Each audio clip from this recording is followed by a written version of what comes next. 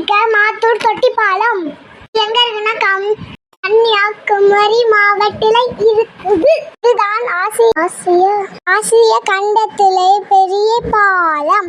நாங்க அங்க எங்க பார்த்தோம்னா குரங்கு, சின்ன வித்தியாசமான ஜாக் ஃப்ரூட்.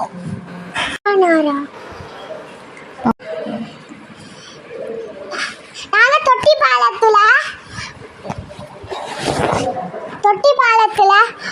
நானும் அப்பா தொட்டிப்பாலத்துல இருந்து நானும் எங்க அப்பாவும் அம்மாவும் ஆதனும் இன்னொரு சைடுக்கு கிராஸ் பண்ணி போனோம். அங்க ஒரு ஆறு ஓடிக்கிட்டு இருந்தது. நாங்க பார்க்ல விளையாடினோம்.